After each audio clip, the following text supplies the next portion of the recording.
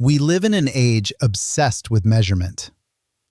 We measure the wealth of individuals, the valuation of companies, and the prosperity of nations. We rank fortunes, count assets, calculate growth, and celebrate accumulation as though quantity itself were a virtue. But there is one question that wealth, power, and success cannot answer on their own. What is the worth of an individual, a company, or a society that has lost the ability to distinguish right from wrong? What is the value of affluence without a moral compass? An individual may possess immense wealth and yet be incapable of recognizing dishonesty, injustice, cruelty, or even their own moral failures. Such a person may be financially rich but ethically bankrupt. Their wealth does not conceal their poverty, it merely amplifies it. A company may command billions in assets, employ thousands of people, and dominate entire markets. Yet if it cannot distinguish responsibility from greed, truth from manipulation, or human dignity from profit, then its success becomes a technical achievement devoid of moral meaning. And a society may possess extraordinary prosperity, technological sophistication, military strength, and cultural influence.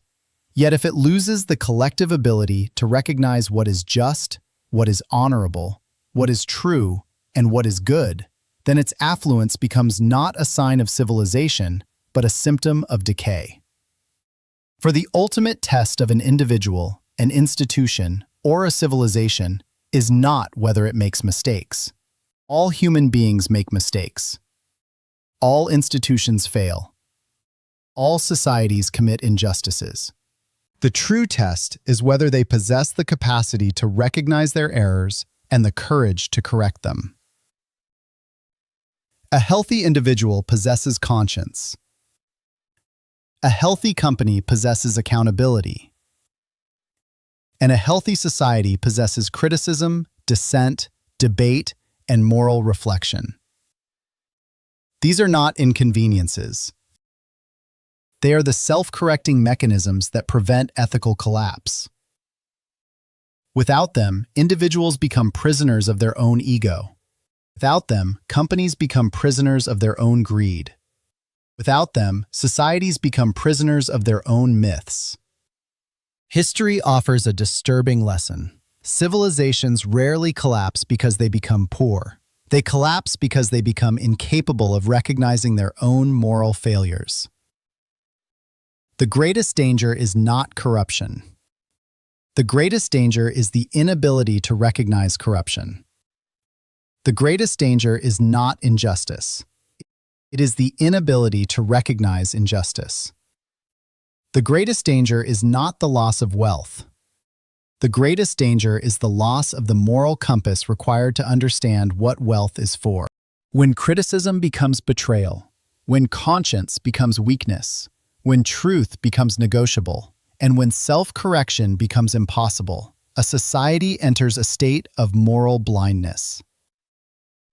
And moral blindness is among the most dangerous forms of poverty ever known. For what is a wealthy individual who cannot distinguish right from wrong?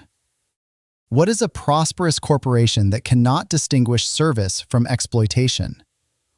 What is an affluent society that cannot distinguish justice from power?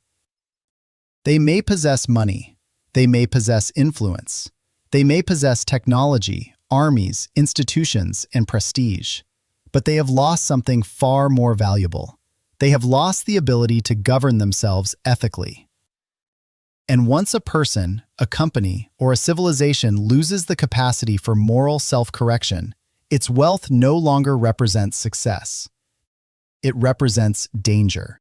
Perhaps then, we have been asking the wrong question all along. The question is not, how wealthy are we?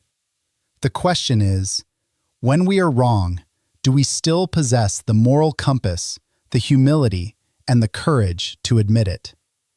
For if the answer is no, then regardless of our wealth, our power, or our achievements, we have become impoverished in the one currency upon which every individual, every institution, and every civilization ultimately depends. the ability to distinguish between what is profitable, what is popular, and what is right. Thank you for watching, and see you next time.